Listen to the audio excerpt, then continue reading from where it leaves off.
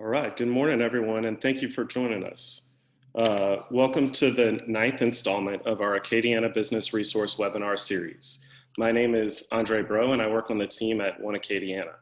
Our Acadiana Business Resource webinars are brought to you by business resource partners from across the Acadiana region, including One Acadiana, LEDA, Opportunity Machine, the Downtown Development Authority, the Louisiana Small Business Development Center at UL Lafayette, Acadiana Workforce Solutions, the United Way of Acadiana, and other local chambers and economic development offices from around the Acadiana region. We have come together to support Acadiana's business community, particularly our small businesses, by hosting a series of webinars on timely and relevant topics. Today's webinar, the ninth in the series, will be a conversation on getting back to work safely. After the presentation, we will use the remaining time for Q&A.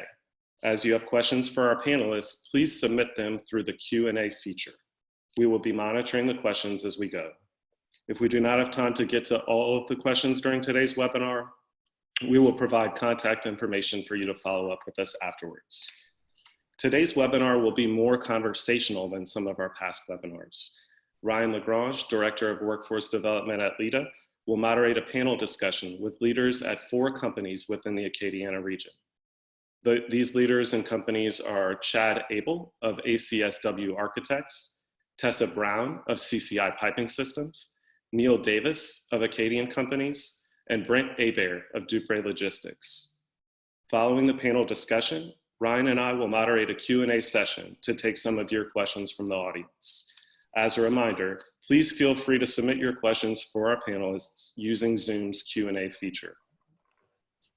Today's webinar on getting back to work safely could not have been more timely following Governor John Bel Edwards' announcement yesterday that Louisiana will enter the first phase of reopening effective this Friday, May 15th.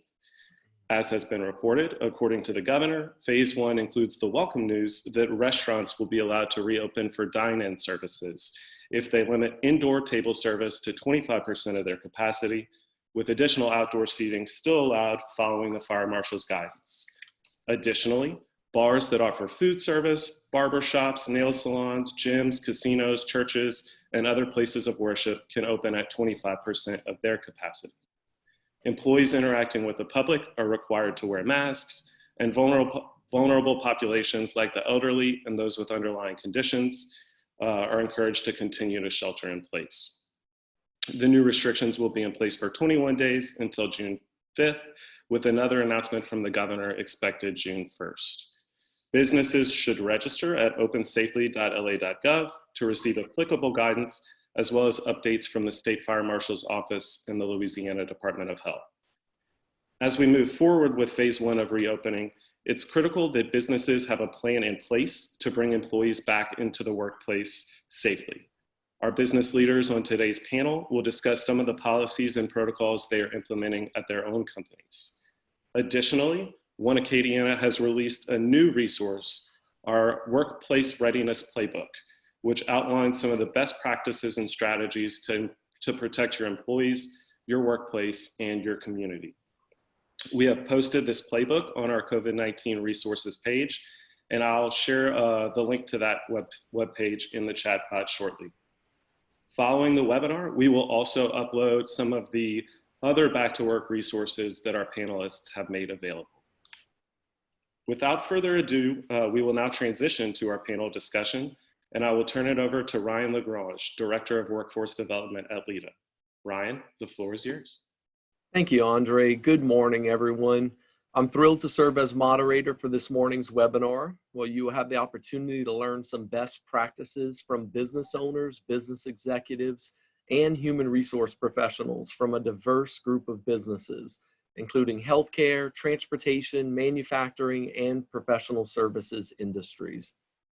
During my 12 years working at LEDA, I've had the pleasure of working with all 4 of these companies that will serve on our panel today. In light of COVID-19 pandemic, LEDA has also had to make transition not only from having our workers start to work remotely from home, but also transitioning our team at our office to become a business resource call center through the Lafayette 311. In addition to our team advising local businesses on new stimulus programs for businesses and unemployment insurance, we've also started to hear concerns that local businesses have about bringing their workers back to work. So this topic is a very timely discussion for our business community. We will talk with our panelists in 3 phases, starting with how they handled the rapid exit due to the stay-home order, what adjustments and pivots to their business operations, and then finally our phased reopening and return to work, both workplace and workforce, and how that is affected.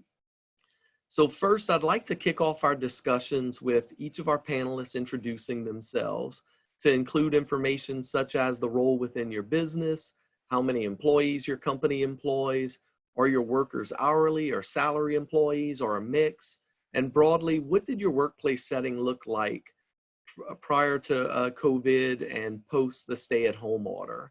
So let's go alphabetical. We'll start with Brent, alphabetical by first name. If you don't mind unmuting, Brent.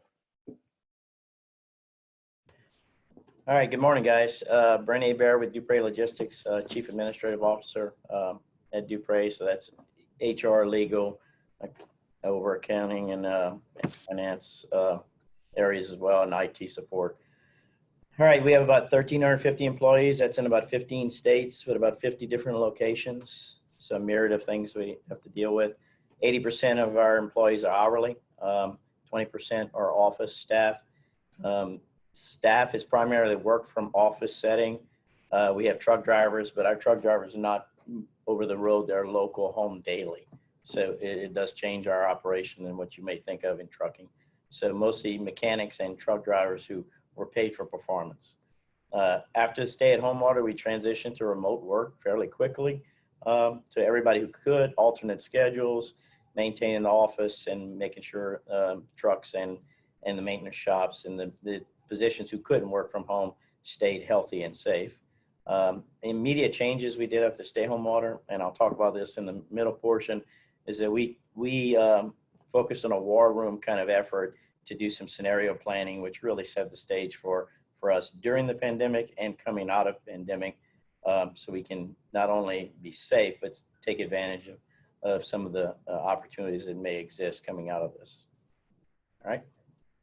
Thank you, Brent. And as you can see, we're talking to companies that are large and small and kind of the full spectrum. So next, let's talk with Chad. If you can do your intro. Hi, yeah, I'm Chad Abel with ACSW Architects. I'm one of 3 principals. We have 17 employees, very contrasted to Brent's. Everyone is salary. They're all exempt employees. They're all in the office. Well, we're in the office, and to complicate things a little bit for us, on February 1st, we merged 2 companies. And so we added a lot more people that all came into one office environment. And so we were already kind of trying to figure out how to put more people in the same space that we had before. And so that put people in closer proximity to each other than was advisable. And so that created a little bit of a challenge. The big thing for us is that we have a very dynamic, collaborative culture in the office where everybody works together on teams and we really collaborate. So that was a challenge that we had to overcome. We sent everybody home, right away, and within 24 hours we're up and running at full capacity for the most part. Everybody under 40 had to help the guys over 40, make the transition a little bit, but right away we were able to get back up and really continue doing what we were doing. The collaborative thing was just a challenge that we had to overcome, and kind of like Brent, I can talk about that a little bit more in the second part, but that's pretty much it. Thank you, Chad. All right, now we'll talk with Neil. If you can do your introduction. Hey, good morning, everyone. Neil Davis at Acadian Companies. I am the Director of Health, Safety, and Environment for all of Acadian Companies. Acadian Companies, as probably most of you know, is Acadian Ambulance and the Air Med services. But we also have other business units such as the Executive Charter, NIMSA, which is our EMS school, ATS, Acadian Total Security, which does the security and monitoring, and then finally Safety Management Systems, which is our consultant industrial group. Overall, we probably have around 5,000 employees in about 5 states now. And so pre-COVID, you know, we were doing calls, transports as normal, and then our office folks were working out of the office. And after that, it kind of changed really drastically. We sent as many office-based people as we could to work from home, just simply to get them out of the environment, because, you know, we have a very, very astute IT personnel who can arrange this for us and make that transition pretty seamless. And then on the medical side, you know, we didn't have the luxury of pulling anybody from the truck. So we still had to serve the public, still had to run emergencies and transports. And so we had to do a lot of engagement to figure out new PPE resources and really try to maintain that inventory. But basically done all through our emergency operations center and kind of just maintain that transition to where we are today. All right, thank you, Neil. And then our final panelist is Tessa. Good morning. I'm Tessa Brown. I'm excited to be here this morning and share some good info. I am the HR manager for CCI Piping Systems. I also serve on the board of Acadiana Society for Human Resource Management, which is an affiliate of the national organization, Society for Human Resource Management, or you may know it as SHRM. So for CCI, we are a manufacturing facility in Brookridge with just under 50 folks. And once we, you know, as everyone else heard, we, the leadership team, got together, and everyone who was able to work from home went home. And luckily, we already kind of had, as part of our business continuity plan, some IT systems in place to do that with some ease. So that helped, while everyone else is still at the shop, still making products. And that is where probably 2/3 of our employees remain. And we'll get into what we've done to make sure that what protocols we've put in place for them, and then what we're doing for our staff that's working at home. All right, thank you for the introductions. Now we're going to move on to that first phase that I mentioned. So I'll ask Chad to kind of talk about primarily, and any of the other panel members can certainly chime in as well, you know, kind of take us through the initial step of when the stay home order was ordered, and, you know, y'all's immediate transition to remote work, and what were some things that y'all put in place that worked well, and as well as some struggles. Well, you know, interestingly, we started with a plan to kind of do what it looks like we're going to do, you know, probably next week, which is kind of a revolving schedule, just to kind of de-densify, you know, the office. So that was phase one. We actually never implemented that because right after that, we got the order for everybody to go home. And so, like I said, we pretty quickly were able to technologically disperse, kind of like everybody else was saying. The problem is with what we do is that it is a very, not just in the office, but it's very collaborative with our clients. And so we had to get pretty creative at figuring out how to continue to have the same quality of experience with being able to communicate in the way that we were able to in person. And so we investigated a couple of software platforms. We kind of found that we were a little bit more proficient than we really thought that we were, because we're accustomed to working with remote teams. And so we were able to do a lot of that, where we're able to draw on both sides of the screen. You know, we can kind of illustrate things, and then you can illustrate things on your side. And that really allowed us to continue to move things forward. Because interestingly, we did have a few projects get put on hold, but we had a lot of clients who wanted to sort of take advantage of the downtime and continue to move things forward. So we had to really be inventive and try to figure out how to do that. The other real thing that was a challenge is that we really focus a lot on our culture in the office. It's just a really good learning environment. We share a lot of information together. We have a lot of social things that we do to be able to help build a team. And because we just went through this merger, we were really focused on being pretty deliberate about that. And so we had to make a pretty conscious effort to be over communicative. And then we also just got kind of, I thought it was really interesting. I tried to really make sure I've talked to most everybody in the office, you know, at least once a week. And they're being very inventive. They're taking kind of group workout sessions, you know, where they're videoing each other doing that. We had a couple of virtual happy hours. We have tried to have a group up meeting at least once a week with everybody together, just trying to continue to really have that that cohesive kind of group that we had before. What I'm finding today, in fact, people are kind of dribbling. I've been coming to the office, you know, just to be able to be, we're a small office, not like the other guys that have a full IT department. And so I've just been trying to make sure that the computers are staying, you know, on, and people occasionally need something rebooted or something like that. But people are really craving coming back to be in that environment.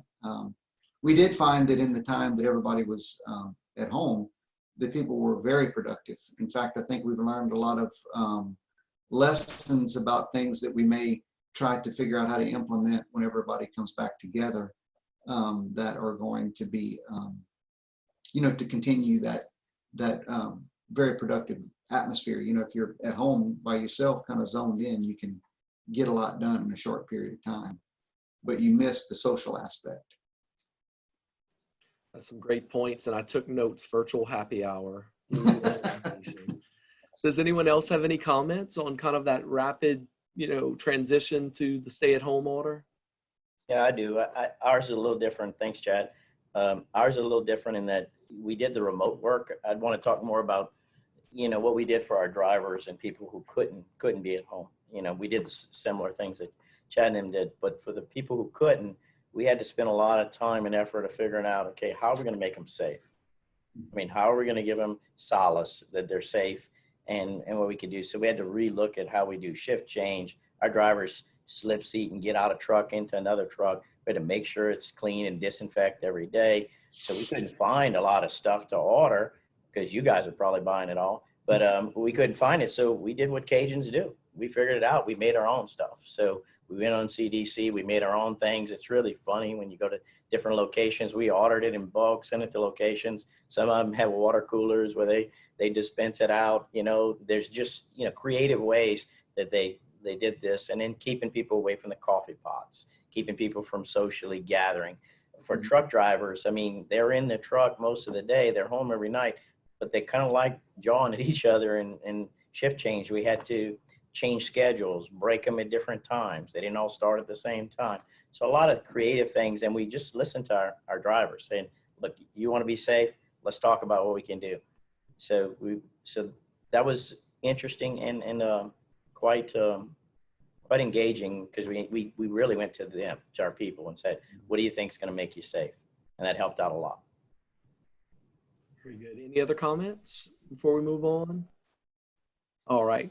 So next up, I'd like to kind of talk with Brent, if you can kind of expand on a discussion in regard to, you know, how did y'all adjust y'all's business operations after the stay-home order? What type of business pivot did you guys go through?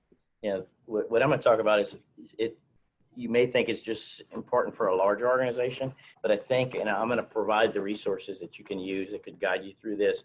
I think it's important for any organization. If you haven't gone through this exercise, I would recommend you do anyway, just for your business. But what we did is we used some guidance from a company called Bain, who's a kind of a think tank and does a lot of consulting work or whatever. They do some good work, and they put out some stuff on the pandemic that really kind of shocks you and said, look, you really need to, this is not going to be like any other crisis. You need to think the worst. You need to plan for the worst.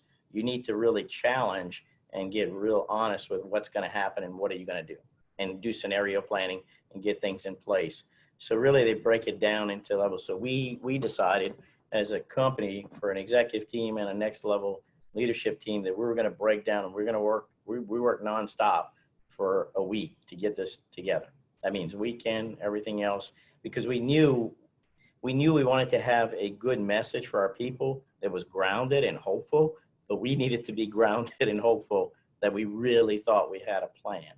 And so we put that together. It was a lot of work. We put it together. We sent out templates of it to our leadership team in the field and said, we're not going to tell you what our plan is. You tell us what your plan is.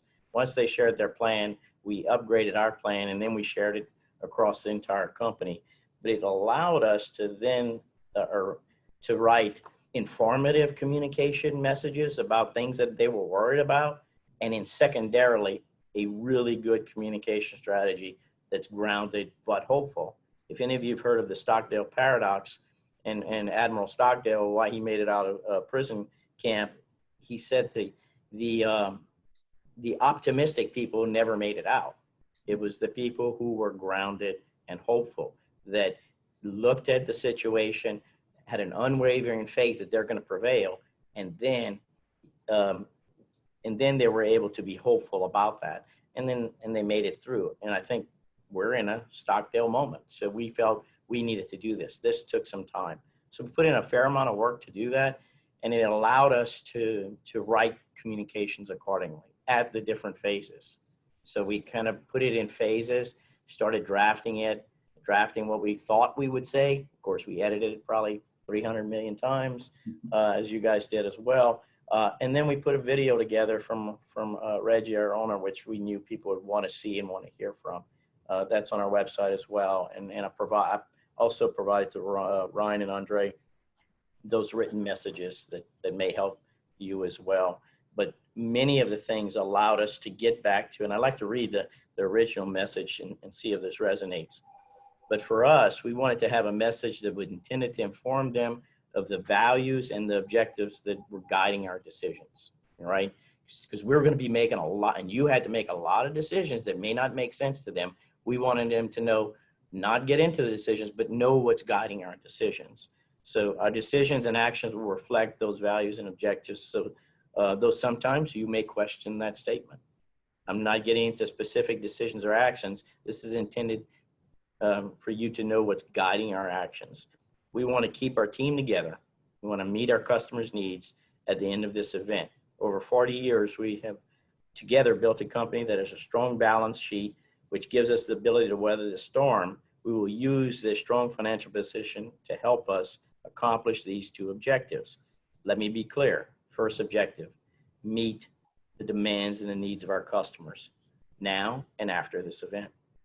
Secondly, keep our team safe and keep our team together to meet the customer's needs. So every decision we were making, everything we went through, like for instance, when half the executives wanted to put everybody, keep them at work and keep them moving, we were able to say, now, how does that go against this? Diametrically opposed. We're not going to do it. When we're wanting to return, everybody wants everybody back to work. We look back at this, we're not bringing people back to work. We're going to work remotely, and we're going to adjust, and we're going to phase it in, and we'll probably be bringing people back in phase 2, not phase 1. Except for our essential employees. We are considered essential workers. So we've been working from the get-go. So all in all, I think that's guided our communication and it's guided our decision-making. And when we have tough decisions to make, we go back to all that work we did, which really talked about this. Now that work was very detailed. We had a level 1, level 2, level 3, and a worst case scenario. Level 1, 10% reduction in revenue and margin. Level 2, 25%. Level 3, 40% in a liquidity crisis, right? Where are we going to get cash? How are we going to keep things going? So we looked at each of those levels. We identified operational triggers that would happen to kick that off. What were the defensive actions that we would take to keep our revenue and our margins so that we could keep our people working? Then how do we stabilize operations and actions in the new normal? And then what were our urgent cost takeouts, right? Because you're going to have some. And that could be furloughs, it could be layoffs, it could be not that, it could be just transitioning people. So we did a lot of creative things around that, but at least we had a plan to adjust. And so my message to you guys is that plan made a lot of our decisions a whole lot easier. And now all we had to do is say, what is the CDC saying now? Well, how does that fit with our plan? And sometimes we took it, but we've been probably more cautious than not because of the plan, not because we're smart, just because we had something that was our guiding principle. That's kind of the backdrop of how we made it through this phase so far. Yeah, great information. And I love that you touched on, that communication with the employees so they know what's guiding the decisions and it's not, what is going on here and why. That's great. You did mention a template of some sort. I know that Andre will give us some updates on where folks can find that. That will be made available to folks that are listening to the event today. Any other comments from our other panelists on that adjustment and that pivot time frame? Brent, I will add this. Oh, go ahead. Brent, can you talk about how you communicated with your employees? I know not everyone sits behind a computer, so how are y'all getting the information out? We have thank God for our benefits department. Our guys don't have. We have in-truck cab communication, which is a computer in the cab. You can't really communicate a lot with that. So we can send some messages through that, when they log in, not when they're driving. Okay, so don't be scared of our trucks. It's when they log in, log out, when they're offline. We use a lot of text and email with them. So when we do benefits enrollment each year, we gather their email address. And we also are first responders. So every year, once a year, like right now, we're getting prepared for hurricane season. We have all their emergency contact information, so email and phone number. And so I was able to pepper people with ongoing communications, throughout the time. And then we also had daily meetings with our directors and our business units in the field. We have two times a week. We'd have, I think one of y'all talked about business continuity. We have a business continuity team, which is all of our people in the field, and we would filter all communications through them. They would pass it down to their locations. But we tried to make it personal by sending text and or emails directly to individuals. We had it in 3 areas. One was, here's the health and benefits. Here's how you take care of yourself. Here's the kind of stuff you need to do. Secondly, here's all the information. Here's what we're doing, not doing, that keeps people posted, like which states are opening up, which are not, those kind of things. And then thirdly was more of what I call that grounded but hopeful approach. And you'll see we tried to leave much of that to either come from myself or from Reggie, that kind of made people feel like less detail, more like, hey, we're going to make it.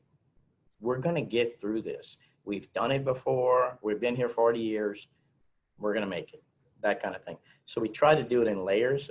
That makes sense. Don't try to wrap it all together, but Yes. at different times. Seem to work at times better than others, but I think for the most part, when managers start saying, hey, quit texting my guys because they're stopping to read your stuff, we know that it was working. Good. And Neil, did you have a comment as well? Well, I was just going to add, right? I think the video snippets, the information that you send to your people was tremendously important. We had to do the very same thing. We were sending daily videos from our chief medical officer, Dr. Burnell, to basically the medics in the field, because they just want to know, right? They were just thirsting for, tell me what's going on and tell me that there's a path. And keeping them informed, we got tremendous feedback from the people in the field that those videos really just gave them the guidance on what to do, how the company was going, and the path that we were taking to get us through where we are today, right? So I just really wanted to reiterate, I think that's a very important thing to do. Excellent. All right. So, and looking at our time, we're going to move on to our third stage, which is preparing workplaces and workforces to return to work safely. And I'll ask Neil if you can kick this section off on Acadian's new protocols for keeping the workplace safely. Right, great. So as everyone saw the governor did open up phase 1 yesterday. So we actually had to develop a plan about over 2 weeks ago because of the other states we work in had actually gone to phase 1 earlier. Texas, Mississippi, Tennessee, just as an example. So we had to actually gear up a plan a couple of weeks ago. We used the federal guidance from the White House as basically our overall guideline. We looked into some other plans as well from Texas, from as far away as Maine in some of these, the states and the guidance we were investigating. We also got guidance from a number of organizations that had pretty much consulted, looked at the guidelines, and then put together these packages. Now, most of these packages were 40, 50 pages long. If you're like me, I cannot stand 40 to 50 pages of documents. You send me a 40, 50 page document, I'm going to immediately probably delete the email, right? So we tried to take these documents and basically, let's just see what we can do. We made it into a 3-page plan, right? I love 3 pages. If you can get the message across in 3 pages, why do we need to go to 4? So the plan that we put together is not rocket science at all, right? It's just basically all of this information put together in a simple, very easy to use guidance document for our field and management teams to make decisions within the confines of guidance, right? We tried to stay out of the black and white, tell me thou shalt do stuff, because that's where you get yourself in trouble. So the guidance document that we put together, I think we shared it with Andre and Ryan. I think they're going to send to you guys here as well. But it's really one, general health instruction, right? When you guys come back, there's certain things we're going to have to instruct them on, the new normal, right? Signs and symptoms of COVID. The basic things that we've been all hearing for several months now. Wash your hands, stay home if you're sick, all that kind of stuff, right? And then we're going to open up in phases, again, with that White House federal document as our benchmark, the phase return. So phase 1, which we're going to start Friday, we're going to open up our personnel to 25% capacity in offices. Now, a lot of our offices had went down to 10%. Again, we tried to clean out as much in the office as we could. We're going to allow it to come back to 25%. We're going to take screening of employees coming back. Now, we've been doing screenings for a while with all of our medics on the trucks for probably over 2 months now. We're just going to have to incorporate that into the offices coming back. We've bought temperature thermometers, laser. We don't want to use any kind of oral. That's pretty nasty, to be honest with you. I think getting away from any kind of invasive temperature scan as much as you can. That's the thing to do. The main premise of everything we're going to do is to maintain 6 feet of social distancing. So if you haven't already done so, probably an assessment of your workplace to see, okay, can I keep 6 foot of distance, right? What areas is going to cause me challenges? We've got a bunch of cubicles, probably like most of you guys. And for our cubicles, we felt pretty comfortable because they came up high enough. They give a good distance. And so we kind of put in our guidance, 6 foot distance or a barrier separating employees. And we're going to add actually on a couple of cubicles, we're going to add some elevation, some plexiglass barriers to further that distance or that separation. The enhanced cleaning, we basically at least 3 times a day, you're going to get sick of cleaning stuff, right? All the common touch points, light switches, doorknobs, phones, desks, keyboards, all the things that people touch on a daily basis. Really get those clean, especially with enhanced cleaning. One thing that helped us a lot as well, we're going to be doing in all of our offices, is all your internal doors open them. So the less that you have to touch a doorknob, the better, right? So if you can open your internal doors, keep them open, then you don't have to touch doorknobs, you don't have to worry about some of this stuff. So that was a big one. The common areas in break rooms, trying to keep 6 foot of distance. So we're going to have to remove some tables. We're going to have to remove some chairs, space it out, similar to what you're going to see in restaurants. Our guidance for some of these areas was about 40 square feet per person. Now, if you're an engineer, a mathematician, please do not check my math on this.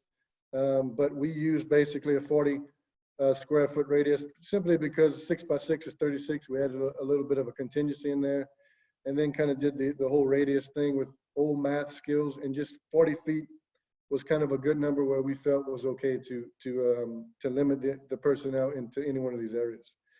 And then anytime you can't have 6 foot distancing, we're gonna basically ask our people to wear face coverings, right? So it could be homemade, it could be something that they can bring from their house, anything that they made, and just protect themselves from when they're walking around. They can't ever get to a 6 foot distance.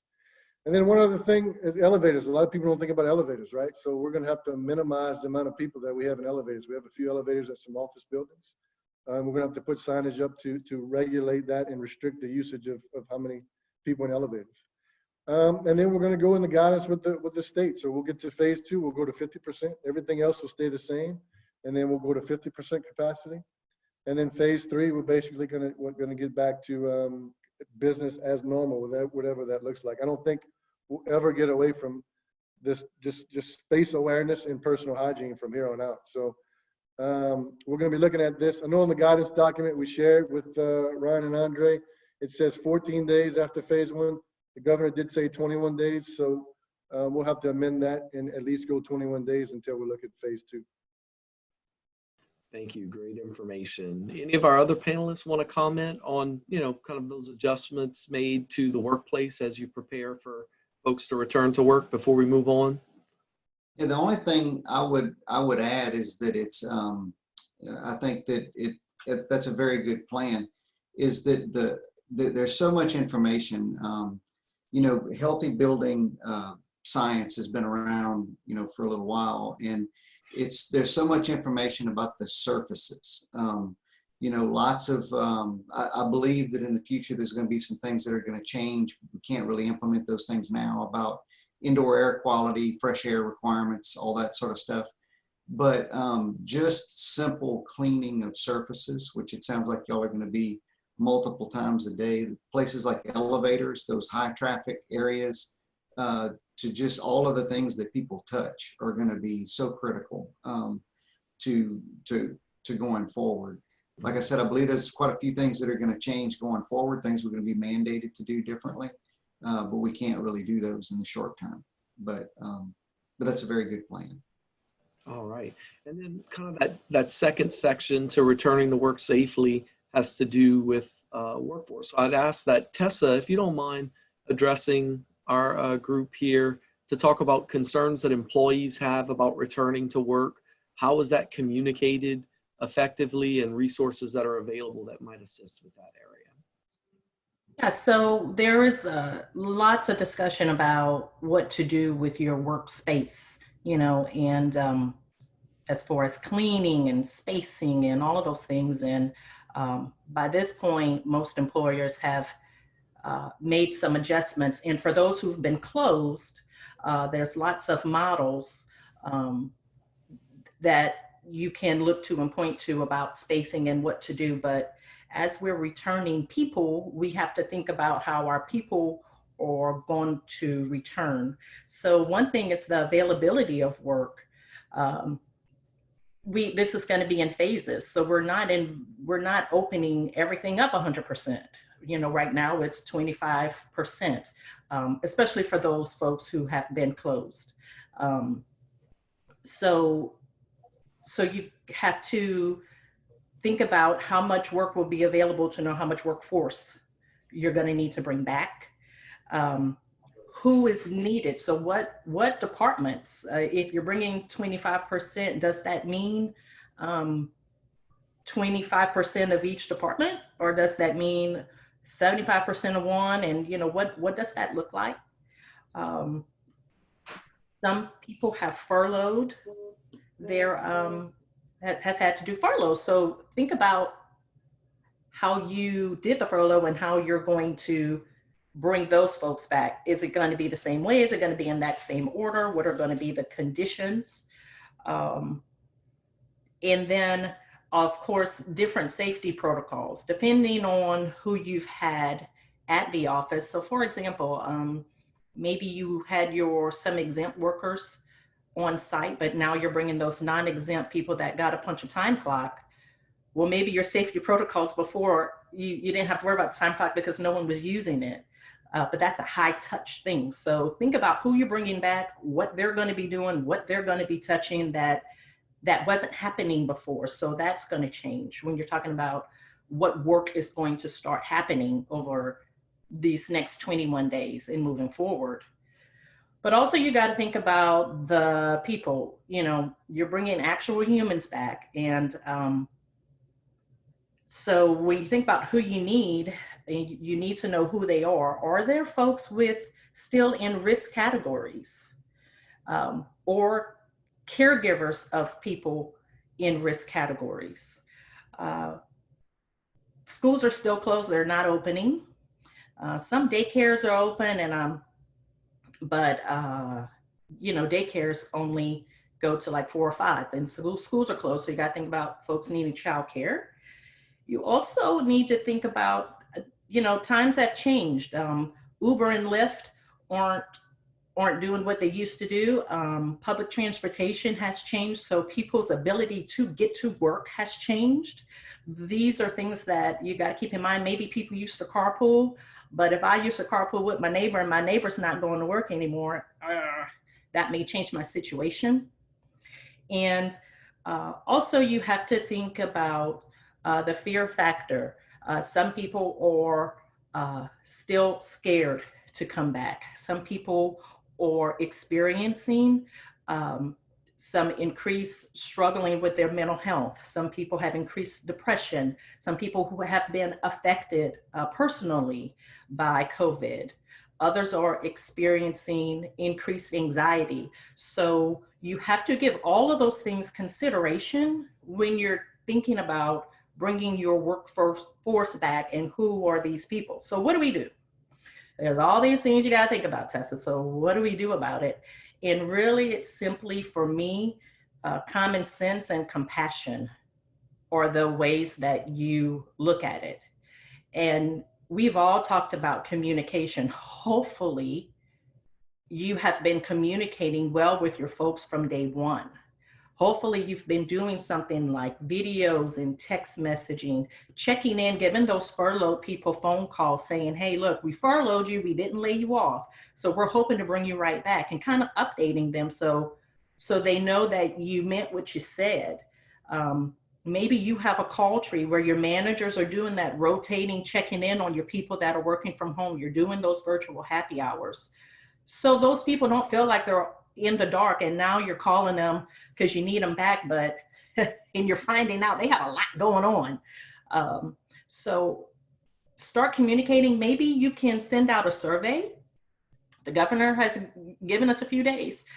So maybe you could send out some type of easy SurveyMonkey free survey to find out, can you get to work? What's going on? If you work this shift, what would we do? To figure out what's going on, get that information back. And then just deal with everybody with a little bit of common sense. If someone doesn't have childcare and you have a business where that person used to be on the morning shift, but now they can be on the night shift, let's do that. Let's be creative. If it works for your business model, to do business in a little bit of a different way right now. We're all adjusting, it's all wide open right now, right? We're doing all kinds of crazy stuff. We're on Zoom meetings all day, every day. We never used to do that, so we can do things differently that support our employees and also gets them to work and gets us profitable again. Remember, you also have to think about compliance. The FFCRA is still in effect through the end of the year. So those folks without childcare, if you're under 500, that still applies to you, and they still have that coverage. If you're over 50, you still have FMLA to consider. So if someone's having those mental health issues, if someone is going through some things, maybe that's a way that you can make it work. So, okay, we can cover you for FMLA, but that gives you some time constraints for everybody to kind of work it out and have them get back to work. There's so many things that I just implore that people be creative and have compassion and use their common sense. And then there's so many resources. Acadiana Sherm has a website, acadianassurance.org. It'll be in the notes. So we have links to local, state, and national resources. Particularly SHRM, our national organization, has a ton of templates, a ton of communication and ideas on things that you could do for your workforce. And so just figure out what's going on with your folks and make a plan and then communicate that. And I'm kind of thinking of onboarding style. You know, we make a big deal out of when a person starts and a big welcome back, and we give them the rules, we give them the procedures, we give them contact information, and all sorts of resources. That's the same kind of thing that we're having to do now. People have been out of work. People have been home since March. You know, we were talking about putting on earrings and belts for the first time today. Well, that's the same thing that they're doing.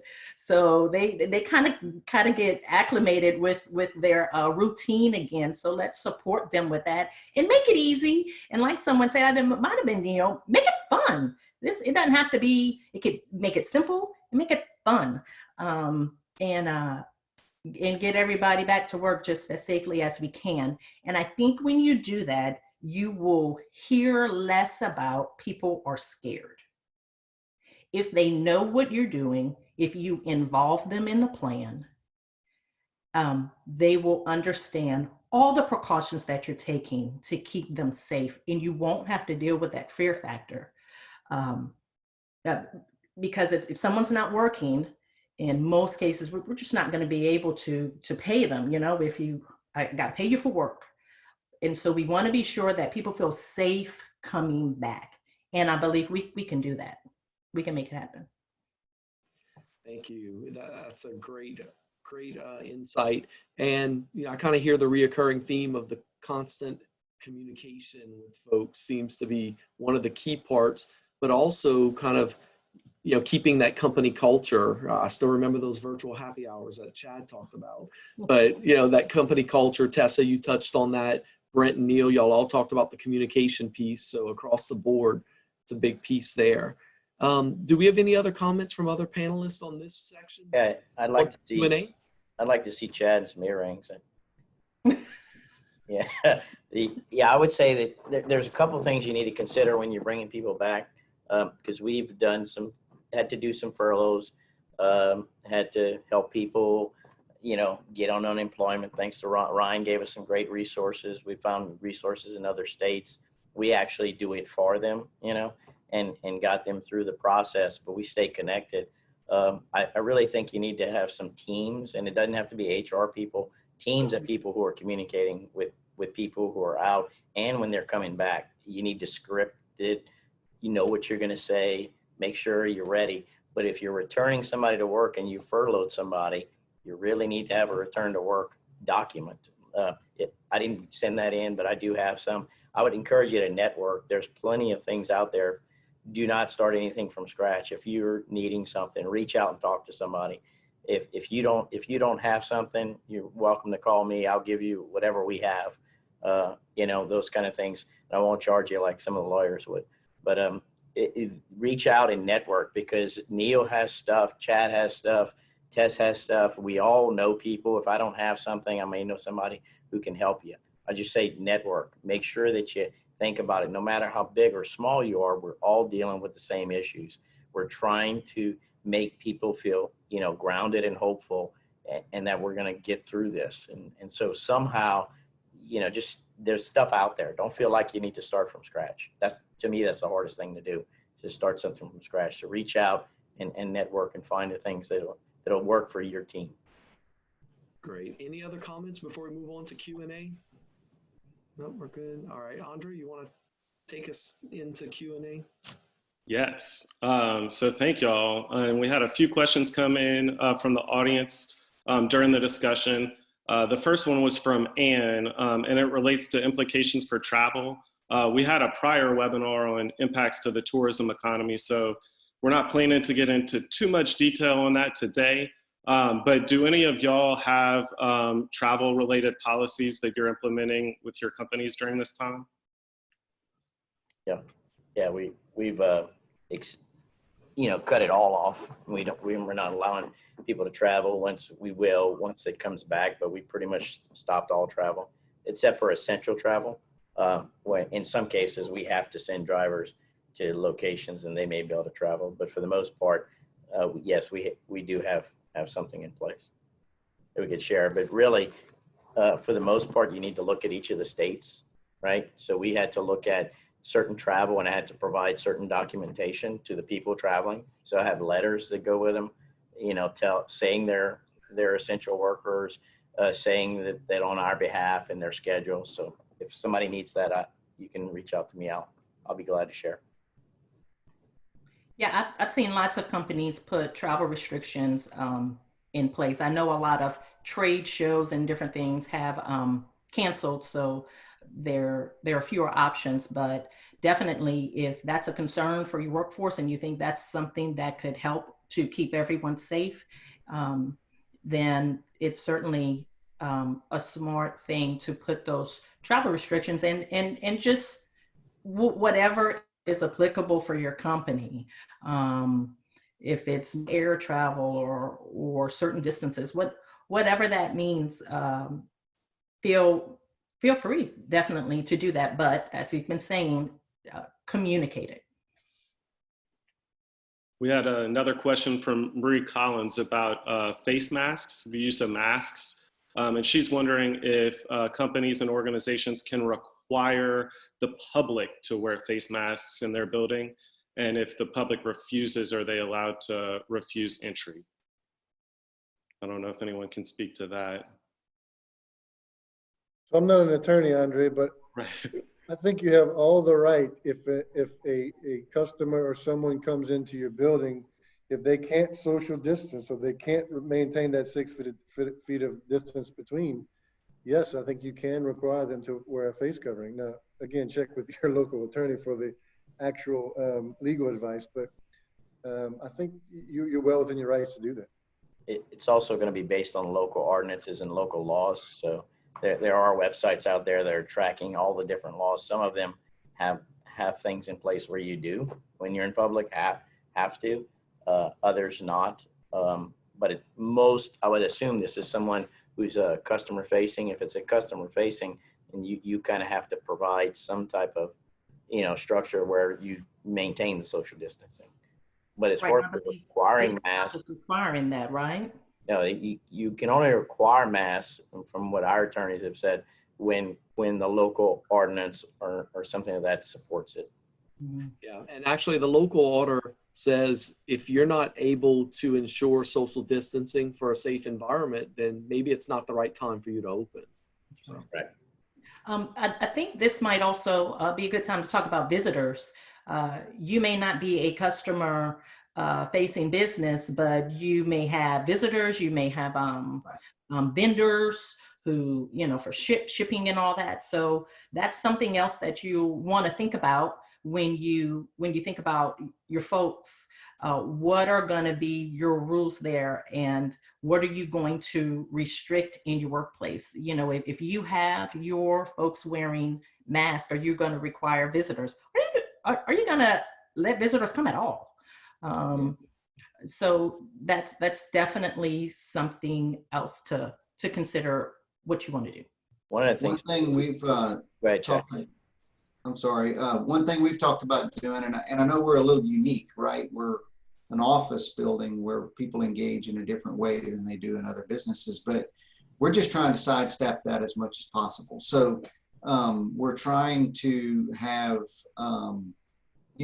continue to have as many virtual meetings as we can, but have people vendors. We have a lot of sales reps and things that need to come in and show us their products. We're just encouraging them to walk us through their website and just have a phone conversation about those things. And then things like shipping and those sorts of vendors, we've really tried to isolate those people to a certain area right inside the front door that can really be monitored. So we're just not allowing as much mingling of people beyond that front little area that we can control. And like I said, just sidestepping as many face-to-face meetings as we can, while still being able to do what we need to do. You can screen as well. So just like Right. Gail was talking about having a screen, we've taken our paper screen and put it on an app or, you know, a link. So it's not an app they have to download. So if we have any visitors, they're going to have to, prior to coming, has to fill out the app. So it's a self-attestation questionnaire, so that we're not taking temperatures with the infrared. We've had too many attorneys tell us not to do that, but I mean, you know, they get worried about those things. But we are doing self-attestation so that they answer these questions, and if they answer the questions, then they're allowed to come on site. Same thing with employees. The next set of questions relate to keeping the building safe and clean, and kind of some of the work you've done, Chad, on healthy buildings. Joe Mo pointed out a nature.com study that says stagnant water in unused buildings can harbor infectious bacteria and heavy metals, and that scientists point out the guidance on reopening is limited. So she shared that resource with us. And then Conrad asks, what are you using to clean surfaces, since wipes of any kind are very scarce right now? Well, it sounds like Brent came up with a good product that they created. You know, one thing about the stagnant water comment, it's really not related to this, but it just might be helpful to people, that whenever buildings are vacant for a little while, if everybody's left, sometimes the traps, particularly in floor drains, will dry out and there'll be a bad smell. And so really just kind of coming back whenever you start to open a building back up, if you just kind of smell something, you can try just pouring a pitcher of water down the floor drain just to try that out. But yeah, I mean, anything from a disinfectant standpoint, I think anything that really you know, kills microbes is good, but from what I understand, anything that wipes that away is good. That's limited information that I have, but anything that just wipes anything that's on the surface away, just a moist cloth can really do that. And so, Andrea, I'll add on to, if you want disinfectant information, because we've had to research tons of this for approved cleaners, simply for the ambulances and such. And so, soap and water is like one of your best cleaning methods, right? Yes. It's basically surfactant, and it kind of reduces or removes the virus particles. If you don't have any of this stuff, right? If you just take bleach, and CDC has this on their website, a bleach solution, and it's not much, and I can't remember the formula off the top of my head, but it's a very small amount of bleach into a gallon of water, and you have your own disinfectant that you can use. Correct. As a disinfectant to clean.